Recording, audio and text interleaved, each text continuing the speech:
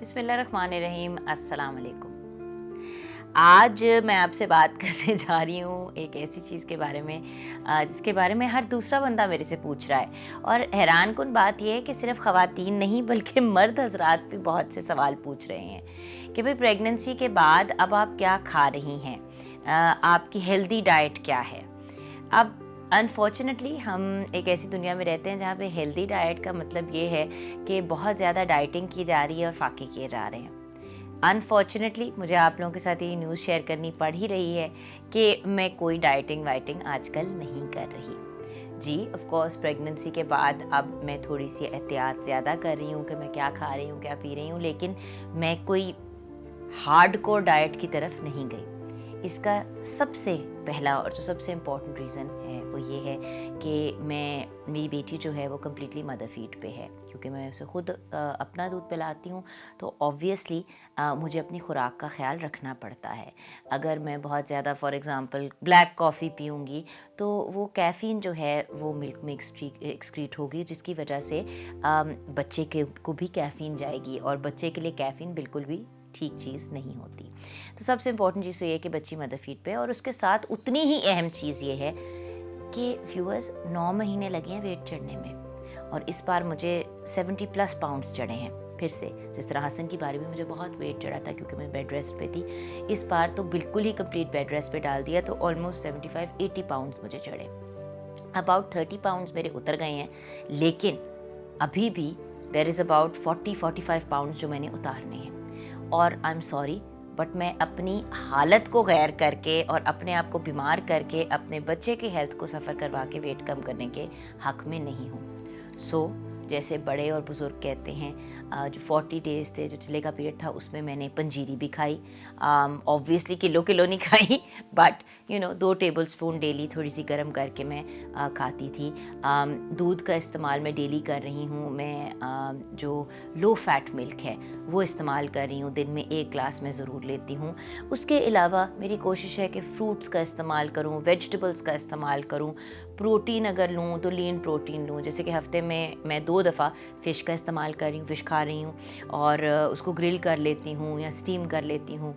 लेकिन अगर कोई ये कहे कि मैं डाइटिंग की तरफ चली गई हूँ तो दैट्स नॉट ट्रू। कभी कभार ऑब्वियसली जब आप बेबी को फीड करा रहे होते हो तो आपको बहुत ज़्यादा क्रेविंग भी होती है।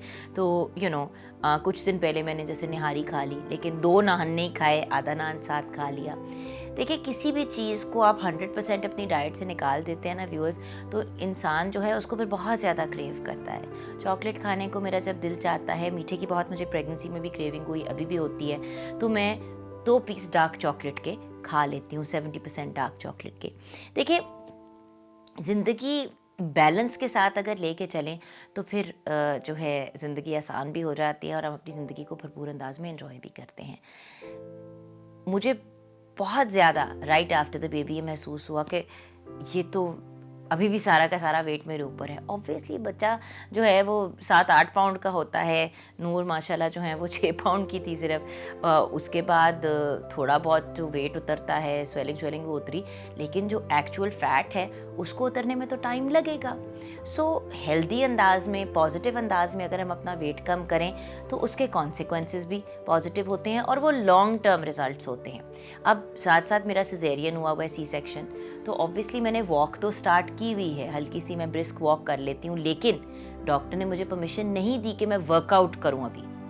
उन्होंने कहा है कि 3 मंथ्स के बाद मैं वर्कआउट की तरफ जा सकती हूँ और एब्स या जिसको हम कोर कहते हैं उसकी एक्सरसाइजेस 4-5 मंथ्स के बाद कर सकती हूँ, आइडियली 6 मंथ्स के बाद। ये मुझे मेरे डॉक्टर ने मेरे हिसाब से कहा है। हर बंदे की बॉडी टाइप फ़र्क होती है, हर बंदे की रिक्वायरमेंट फ़र्क होती है, बट कुछ चीज़ें बड़ी बेसिक होती हैं। बट मैं अपने आप को एक्टिव रख रही हूँ, बेबी का ख्याल रखना, इन चीज़ों की वजह से। देन ऑब्वियसली हसन भी है, उसके साथ भी उछल कूद खेलना, हमजा को टाइम देना। So I keep myself active. Diet में लाइक आई सेड प्रोटीन का इस्तेमाल कर रही हूँ, गुड फैट्स का इस्तेमाल कर रही हूँ। जैसे कि एक दिन मुझे पराठा अंडा खाने का जी चाह रहा था, तो देसी अंडे का एक फ्राई अंडा मैंने खाया, साथ में छोटी सी पराठी बनवाई, इतना बड़ा पराठा नहीं, छोटी सी एक पराठी बनवाई देसी घी के अंदर, वो मैंने खा ली। फिर उसके बाद जब लंच टाइम आया तो मैंने सैलेड खा लिया, ना कि मैं एक बहुत हैवी मील लेती।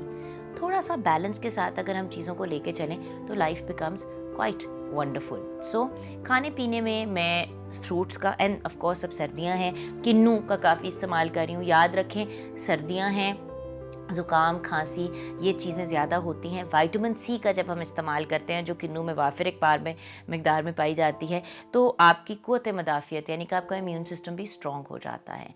एंड देन इन सब चीज़ों के साथ ऑब्वियसली एहतियात भी करनी बहुत ज़रूरी है. Corona is still very much there and prevalent, and obviously उसके इलाज की तरफ लोग जा रहे हैं और इम्यूनाइजेशन की तरफ एंड एवरीथिंग. बट अभी सब कुछ इतना अप इन दी एयर है, तो अपने इम्यून सिस्टम को हम जितना स्ट्रॉन्ग करेंगे उतना ही अच्छा है. और अगेन मैं तो हमेशा कहती हूँ कि खाने पीने में ही आपको शिफा मिल जाती है. तो अच्छी खुराक लें, मयारी खाना खाएं. फ्रूट्स में किन्नू आपने इस्तेमाल कर लिया, और भी जो सीजनल फ्रूट्स हैं, कहते हैं ना Apple a day keeps the doctor away. सेब का भी डेली अगर इस्तेमाल करें दैट्स अ गुड थिंग. बनाना बहुत अच्छा है, पोटेशियम उसके अंदर काफ़ी ज़्यादा होता है. और आजकल एक और चीज़ जो मैं बहुत ज़्यादा इस्तेमाल कर रही हूँ, मतलब वंस अ डे एटलीस्ट, एक तो ट्वाइस अ डे मैं कावा ले रही हूँ, नॉर्मल जिसको हम ग्रीन टी कहते हैं, बट मैं जो है अपने कावे को अजवैन के साथ और दार चीनी और इन चीज़ों के साथ बना रही हूँ. तो ट्वाइस अ डे मैं वो कावा ले रही हूँ. एंड वंस अ डे मैं यखनी का, मटन की जो यखनी है, जिसको हम बोन ब्रॉथ कहते हैं, वो मैं एक दफ़ा दिन में ज़रूर ले रही हूँ, क्योंकि ऑब्वियसली आप फीड करा रहे होते हो तो you need that kind of nutrition. और वैसे भी सर्दियों में अगर इसका इस्तेमाल करें तो it's not a bad thing. So ये कुछ चीज़ें हैं जिनका मैं ख़ास ख्याल कर रही हूँ और खा रही हूँ, पी रही हूँ. I wish I could tell you कि जी मैंने सब कुछ खाना छोड़ दिया है, मैं कीटो डाइट कर रही हूँ, ये डाइट कर रही हूँ, वो डाइट कर रही हूँ. इस वक्त मेरे ऊपर फ़र्ज़ ये है कि मैं अपनी बेटी को बेहतरीन न्यूट्रिशन प्रोवाइड करूं, और उसके लिए ऑब्वियसली प्रॉपर चीज़ें खाना पीना ज़रूरी है. पूरी ज़िंदगी पड़ी है वेट कम करने के लिए भी और बैलेंस में आने के लिए. और एक बात बता दूं, वेट अगर मैंने कम करना भी है, जो मैंने ऑब्वियसली इंशाल्लाह वो अपना रिड्यूस करना है, उसी पे जाना है जो मैं पहले थी, तो मैंने अपने लिए करना है. Because I like looking a certain way, not because दूसरे कह रहे हैं कि हाय तुम्हारा वज़न कब कम होगा. यहाँ पे ये ज़रूर कहूँगी कि उन लोगों को शर्म आनी चाहिए जो औरतों के ऊपर प्रेशर डालते हैं राइट आफ्टर द बेबी कि वेट कब कम करोगी, वेट कब कम करोगी.